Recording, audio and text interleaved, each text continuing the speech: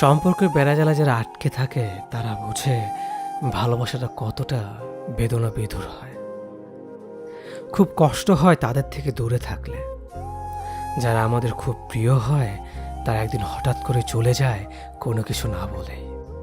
তাদের এটা জানা উচিত ছিল চলে যাওয়াটা কখনো কখনো বিচ্ছেদের চেয়েও খুব বেশি কষ্টের হয়। খুব কষ্ট হয় বুকের মাঝে যেখানে খুব যত্ন করে রাখা হয়, যাকে ভালোবাসা হয়। আপন মানুষগুলো দূরে থাকলে এতটা কষ্ট হয় না যতটা কষ্ট হয় দূরের মানুষগুলো দূরে থাকলে। অনুভবে মিশে থাকা মানুষগুলো খুব জ্বালা দেয় আগে জানতাম না। তবে হ্যাঁ, তাদের বিরুদ্ধে অভিযোগ নেই, আছে শুধু ভালোবাসা। তারা ভালো থাকুক তাদের ভালো লাগা ভালোবাসা নিয়ে, যাদের অন্তরের ভিতরে জায়গা দেয় দিবানিশি। আলোর ভিতরের অন্ধকার দেখতে চমৎকার। সম্পর্কের শেষের দিনটা এসে মহান সেজে অন্তত এই ডায়লগটা দেওয়া বন্ধ করো যে তুমি অনেক ভালো। দেখে নিও জীবন সঙ্গী হিসেবে আমার চেয়ে অধিক ভালো কাউকে পাবে। তার চেয়ে বরং এই প্রশ্নগুলোর যথাযথ উত্তর দাও। আমি জানি আমি ভালো, তুমি জানো আমি ভালো। আমি যখন এতই ভালো তাহলে আমাকে ঠকালে কেন? মাঝপথে এসে আমাদের সম্পর্কের ইতি টানতে হচ্ছে কেন? কেনই বা তুমি এখন অন্যদিকে অন্যজনে আকৃষ্ট? এই যে প্রশ্ন শুনেই নিশ্চুপ হয়ে গেলে, আমি জানি এসব প্রশ্ন সঠিক উত্তর তুমি দিতে পারবে না। কারণ তুমি প্রশ্নের উত্তর দিতে শুরু করলে আর চতুর্থ শব্দটা হেরে যাবে। তোমার মেধাবী মস্তিষ্কের খিলুয়াজ আর কোনো কাজে আসবে না। জানো, তোমার মতো অসৎ মানুষের প্রশ্ন শোনার কান আছে ঠিকই, কিন্তু উত্তর দেওয়ার মতো যোগ্য হৃদয়টুকু নেই। শেষবারের মতো আমার চোখের দিকে চোখ মিলিয়ে তাকিয়ে দেখো তুমি কতটা অযোগ্য আমার। যাকে বলেছিলে ভালোবাসি তাকে ধরে রাখার ক্ষমতা তোমার নেই। আমি তো তোমার দেওয়া ভালো মানুষ শব্দের উপাধি নিয়ে বাসব, আর তুমি জিতেও হেরে যাও এক মানুষ যার নামের সাথে প্রতারক শব্দটা আজীবন মিশে থাকবে। সর্বোচ্চ ভালোবাসার পরেও একটা মানুষ কখন চলে যায় জানেন? একটা মানুষ তখনই চলে যায় যখন সে বুঝতে পারে তার ভালো লাগা জায়গাটা ঠিক আপনি নন, অন্য কেউ। একটা মানুষকে আপনি নিজের সবটুকু দিয়ে ভালোবাসতে পারবেন, সর্বোচ্চ প্রায়োরিটি দিতে পারবেন, তার ছায়া হয়ে পাশে থাকতে পারবেন, কিংবা তার জন্য নিজের সবকিছু বিসর্জনও দিতে পারবেন। কিন্তু দিন শেষে ওই মানুষটার ভালো লাগা কিংবা ভালো থাকার জায়গাটা কোথায় হবে সেটা আপনি কিংবা আমি নির্ধারণ করে দিতে পারবো না। সে যদি একবার ডিসাইড করে নেয় যে আপনি তার ভালো লাগার জায়গা নন, তবে গল্প ওইখানেই শেষ। এরপর আপনার হাজার ভালোবাসা, হাজার চেষ্টা, হাজার কষ্ট কোনো কিছুতেই তেমন কাজ হবে না। কারণ সব কিছু শেষে মানুষ তার ভালো লাগা জায়গাতেই ছুটে যায়। তাকে আটকানোর সাধ্য আমার কিংবা আপনার নেই। এখানে দোষটা কার? দোষটা এখানে আপনারও নেই, কিংবা ফেলে চলে যাওয়া মানুষটারও নেই। আসলে দোষটা হচ্ছে মনের। মন একবার যাকে চাইতে শুরু করে তাকে আর চোখের আড়াল হতে দিতে চায় না।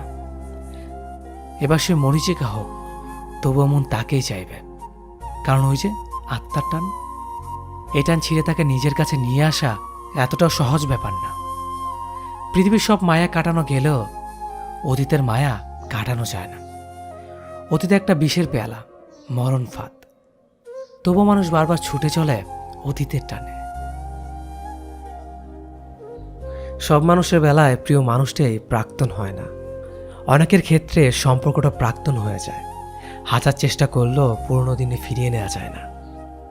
এক্ষেত্রে প্রিয় মানুষটি কাছে থাকলেও না থাকার চেয়েও বেশি যন্ত্রণা দেয়।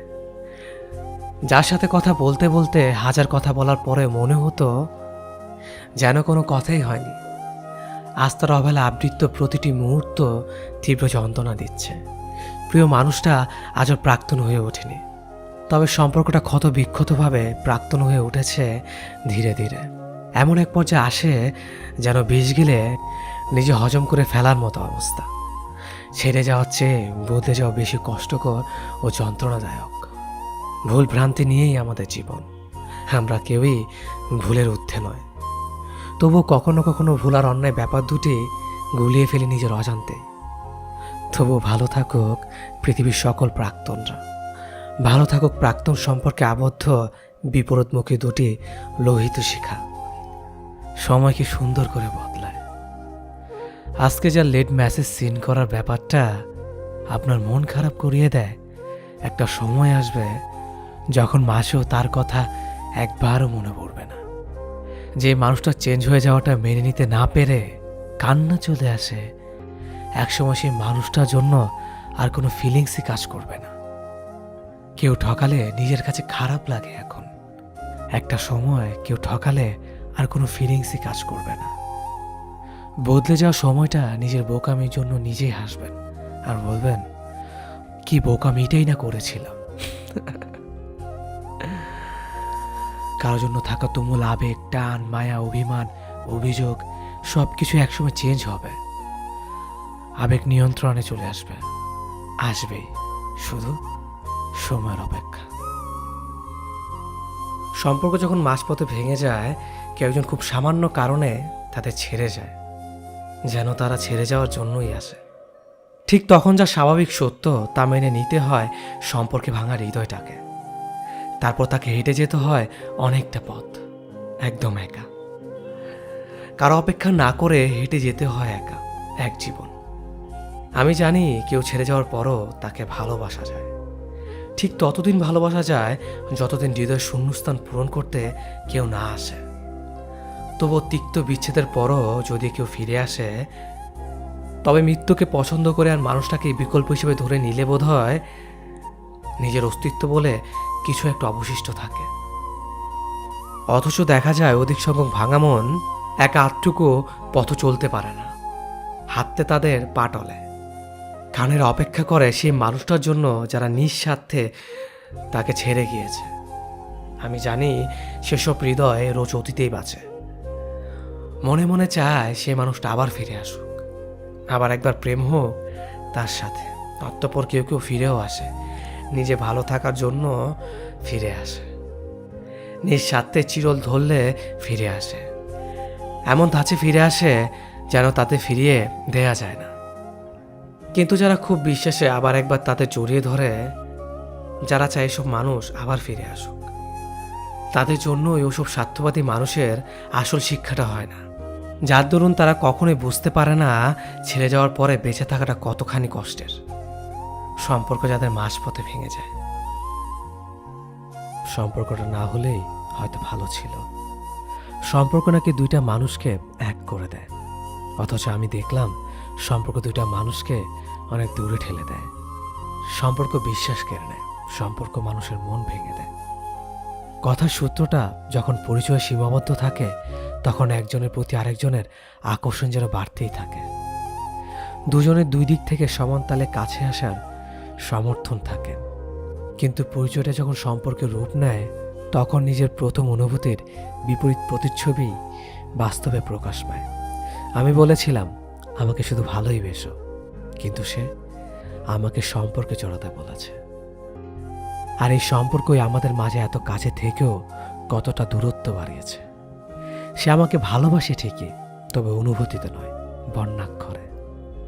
সে আমাকে জড়িয়ে ধরে বারবার ভালোবাসি বলেছে। যখন চলে আসতাম তখন ভুল করেও একটা বারও ফিরে তাকায়নি। মাঝে মাঝে আমি অভিযোগ করে বসতাম, আমাকে ফেসবুকের পাসওয়ার্ড দিয়েও বলেছে, অবিশ্বাস করো না আমায়, আমি সত্যি তোমাকে ভালোবাসি। মানুষ বলে সব জানা সত্যি হয় না, বা সব দেখা কখনো বাস্তব হয় না। আসলে আমি পাসওয়ার্ড পেলেও ইনবক্সে কোনো মেসেজ পাইনি। আর সেই তাকেই আমি সম্পর্কের নাম করে আমার জীবনে প্রেমিকা হিসেবে পেয়েছিলাম। সম্পর্কের আগে সে বিশ্বাসী, সত্য কথা বলা অপরিচিতা ছিল, কিন্তু সম্পর্কের পর স্ববিশ্বাসী মিথ্যাবাদী প্রেমিকা হলো। অনেক বলতাম তাকে ভালো না বাসতে পারো, কিন্তু মিথ্যে কথা বলো না, অথচ সে। সম্পর্ক যখন শুরু হয় তখন আমরা ভীষণ রকমের কেয়ারিং থাকি। সকালে ব্রেকফাস্ট থেকে ডিনার পর্যন্ত একজন অপরজনের খাবারের কথা মনে করিয়ে দেয়। ব্যাপারটা এমন না যে আমি তাকে খেতে না বললে সে খাবে না। ব্যাপারটা হলো সম্পর্কের শুরুর দিকে কেয়ার নেওয়া এবং কেয়ার পাওয়া দুটো বিষয় আমরা ভীষণ রকমের তৃপ্তি পাই। ঘন্টায় 3বার ফোন দেওয়া, দিন শেষে প্রিয় মানুষের সাথে ঘন্টার পর ঘন্টা কথা বলা, একজন অসুস্থ হলে আরেকজনের দুশ্চিন্তা হওয়া, সব কিছুই একটু অন্য রকমের থাকে। মাঝে মাঝে মনে হয় মানুষটাকে ভালোবাসার জন্য এক জীবন যথেষ্ট না। এরপর অল্প অল্প করে সম্পর্কের ডেফিনেশন বদলাতে শুরু করে। কেয়ারিং মানুষগুলো ড্যাম কেয়ার হয়ে যায়, প্রিয় মুখ মুখস্থ হয়ে যায়। রাত জেগে কথা বলা মানুষটা মধ্যরাতে ঘুমাতে শুরু করে।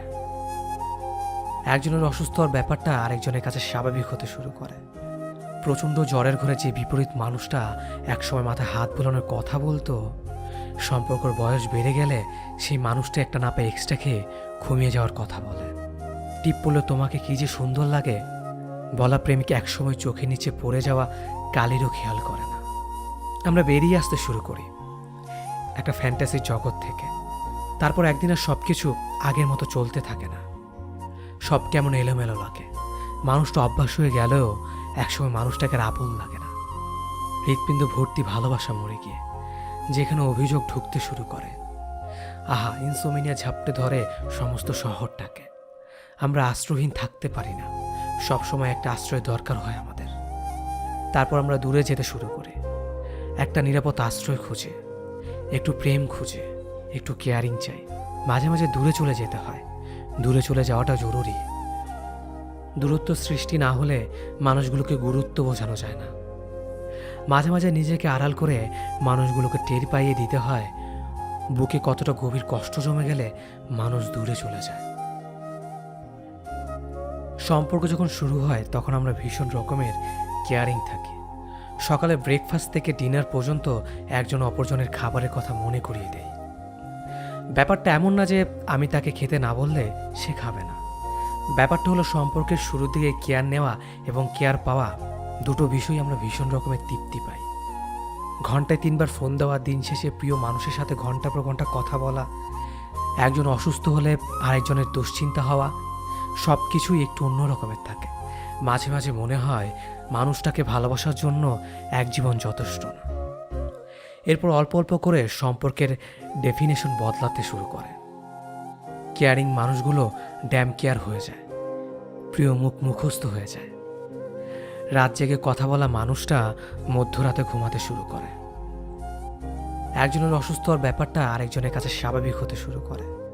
প্রচণ্ড জ্বরের ঘরে যে বিপরীত মানুষটা একসময় মাথায় হাত বোলানোর কথা বলতো, সম্পর্কের বয়স বেড়ে গেলে সেই মানুষটা একটা না পেয়ে এক্সট্রা খেয়ে ঘুমিয়ে যাওয়ার কথা বলে।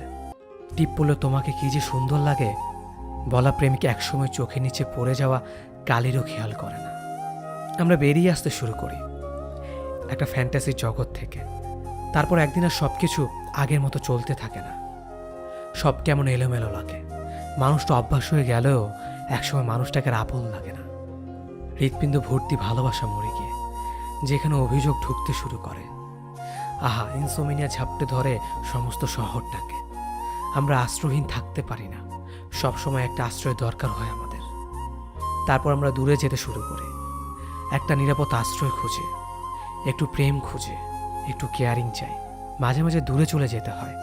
দূরে চলে যাওয়াটা জরুরি। দূরত্ব সৃষ্টি না হলে মানুষগুলোকে গুরুত্ব বোঝানো যায় না। মাঝে মাঝে নিজেকে আড়াল করে মানুষগুলোকে টের পাইয়ে দিতে হয় বুকে কতটা গভীর কষ্ট জমে গেলে মানুষ দূরে চলে যায়। যে যার সাথে যেমন করে সেও তেমন ফল ভোগ করে, যেমনটা আমার প্রাক্তন ভুগছে। একসময় আমি তার ভালোবাসা পাওয়ার জন্য তাকে কত করে চাইতাম, কিন্তু আমাকে একটুও পাত্তা দেয়নি। তাকে নিয়ে অনেক স্যাড পোজ দিতাম যাতে সে একটু হলেও বুঝে। তাকে বেহার মতো কল মেসেজ দিয়ে যেতাম তার সাথে একটু কথা বলার জন্য। সে দেখেও ইগনোর করে যেত, যেন আমি তার কিছুই না। তার জন্য হাসতে ভুলে গিয়েছিলাম। এমন কোনো রাত যায়নি যেখানে আমি কাঁদিনি। অ্যাক্টিভ লিস্টে থাকার পরও আমার মেসেজটা সিন করতো না। আমি তার জন্য এতটা বিরক্তকর হয়ে গিয়েছিলাম। আমাকে ব্লক দিত সময় লাগলো না তার, অথচ আমাদের মধ্যে কোনো ঝগড়াও হয়নি। ও তখন অন্য কাউকে সময় দিতে ব্যস্ত ছিল, তাই তো আমার বার্তাও ছিল না। যখন সেম আমার সিচুয়েশন এসে যার জন্য সে আমাকে অবহেলা করেছে, আজ সে মানুষটা তাকে কষ্ট দিচ্ছে। প্রাক্তনের প্রোফাইল ঘাটা আমার অভ্যাস হয়ে দাঁড়িয়েছে। এখন দেখি প্রতিদিন কত কত স্যাড পোস্ট শেয়ার করে যাচ্ছে তার প্রেমিকের জন্য। আজ হয়তো সে কিছুটা হলেও বুঝবে কাউকে ইগনোর করলে কতটা খারাপ লাগে। কাউকে ভালোবাসলে সে না বুঝলে কতটা কষ্ট লাগে সে আজ বুঝবে। এখন সে তার প্রেমিকের জন্য রাত জেগে বেড়াচ্ছে, তার জন্য কেঁদে যাচ্ছে। কোন এক সময় যেমনটা আমার তার জন্য হয়েছিল। আমি তো কোনো রিভেঞ্জ নেইনি, কিন্তু তার কর্মের ফলে তাকে ভোগাচ্ছে। এজন্য কাউকে কষ্ট দিয়ে হয়তো আমরা সাময়িক সুখ পাব, কিন্তু একদিন সেই কষ্ট আমাদেরই ভোগ করতে হতে পারে, কারণ আল্লাহর প্রতিদান অবশ্যই দেয়।